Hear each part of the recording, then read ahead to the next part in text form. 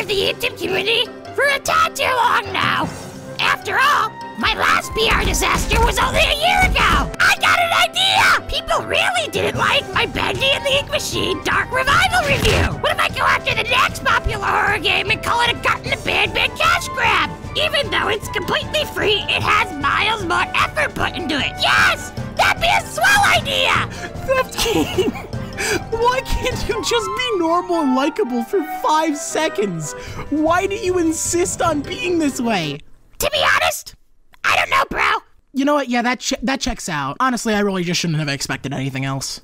Alright, so like clockwork, a new indie horror game has hit the YouTube sphere, and the game goes by the name of Indigo Park. And while the video you're watching right now was just intended to be a simple review of the game and not just another point and laugh at Theft King video like the other 3 I have, I decided to merge the 2 concepts into one simple video because some of Theft King's reviews just so fucking brain dead and his attitude as usual is fucking childish. So just making another video laughing at him for being such an idiot is just obviously a no-brainer, and you guys really seem to like these videos. And let me just start this out and quickly preface by saying I, in a lot of ways, do have a lot of common ground with Theft King in his review. I agree with him on like 90% of what he has to say, but the main reason is actually the way he conducts himself after he receives feedback that makes it really easy to dunk on him. But being honest and giving credit to both parties where it is due, the game just ain't that great.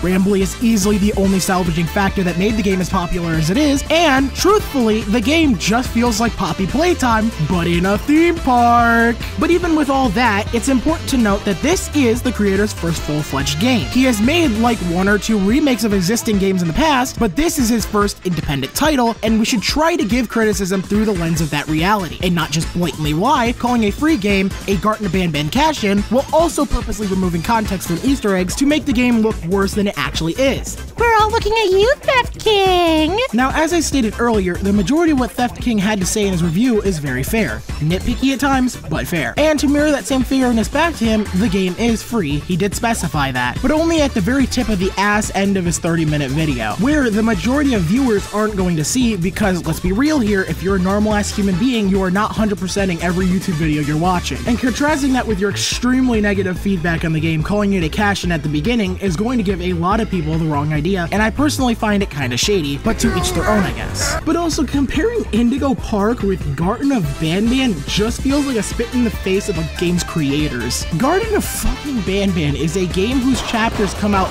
literally every 2 months. I am not even kidding you there. Every room is smooth, flat, and boring. It is beyond unoptimized. It looks like complete shit, and on top of that all, they charge $10 for each of these burning tire heaps they call a game chapter. It was funny for like the first 3, but it is insane now. You are comparing a game that has been in development for a year, has a decent level of polish and a character building around its mascots, and calling it the same as a game that's been released 6 times in the span of this one's development and charges $10 a piece, while this one is free. Can't you see why people might have such a problem with that? Oh, my bad. You can't see the problem because you aren't willing to listen to other people's feedback the second it's negative because your ego's too big, and just being wrong would hurt too much. You are an extremely mature person who's grown miles since the Kane Carter drama, and definitely not the same crying man-child we saw 2 years ago. See, sadly, this is the thing. Initially watching your review, I only had 3 problems with it out of the 30-minute runtime it had, because personally, after playing the game, before watching your review, a lot of what you said was accurate to my experience. But you start to lose my sympathy when you act like you always do on Twitter and plug your ears and scream like a little kid, because people have problems with you. That is life. I listen to some feedback, I don't listen to some of it. Not everybody's right about what they say about me, not everybody's wrong. That is life. But completely disregarding all feedback and acting like you've never been fucking wrong is so obnoxious. Even with that, I still feel charitable enough to believe that this wasn't intentionally malicious. But I don't really have the same ability to excuse my last problem with your video. Let me set the stage. Theft King is a primarily FNAF YouTube channel that amassed nearly 900,000 subscribers. You'd think he'd be well versed in the majority of popular FNAF games and the references around them because of his popularity. I mean, that is also the entire topic of his channel. I definitely believe that too. So tell me, why did you, 27 minutes into your video, intentionally misrepresent an Easter egg referencing Day Shift at Freddy's to levy invalid criticism of purposely bad dialogue? We encounter another information kiosk, which lets us hear the dialogue for the remaining secret items we found. The mask we found during the chase sequence reveals a secret audio tape with what is objectively the worst voice acting in the entire game.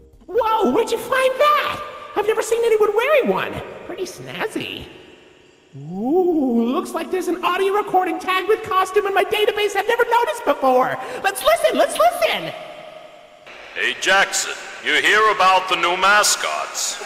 Yeah, think it'll put us out of a job? I think so. Old sport. And right after we got this damn raccoon costume. Man, screw this place. I said we get our asses out of here and go straight to Vegas.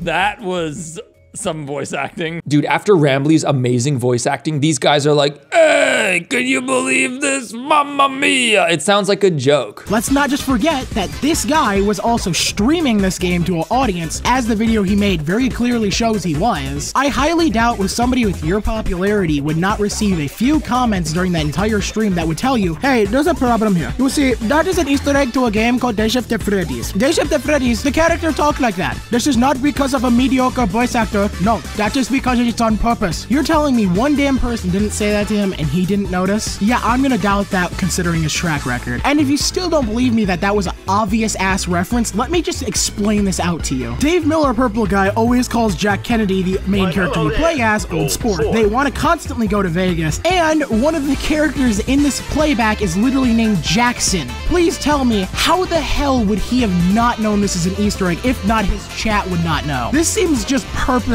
misrepresented. Thing is, I'm willing to give Theft mountains of charitability on anything except this because I physically cannot believe there is no way in any situation he wouldn't know. And if it may be some impossibly small chance that you did not know some fucking how, willfully ignoring criticism of your own video, directly calling this out literally below it, just increasingly hurts the game's reputation and makes people who know about it hate you more and think you are more malicious than you are. This is why you need to listen to criticism. Not all of it, because not all of it's valid, but give a decent bit of it a chance so you can correct such issues like this that arise. Otherwise, you don't grow and you just look more and more like an idiot as time goes on. This is why people don't like you, because unless 95% of people know what you did is wrong and you cannot gleefully ignore it, you will never address any wrongdoing or implement any change. This is why I dislike you. It's because you refuse to listen to anyone and you continually look like an idiot every time. As much bullshit that you've caused, I'd still like to see you change and become a better, more likable person. But you make it so hard to wish so when you do this shit on the bi-yearly. That's the thing. Your video isn't even that bad or flawed, but your continual refusal to address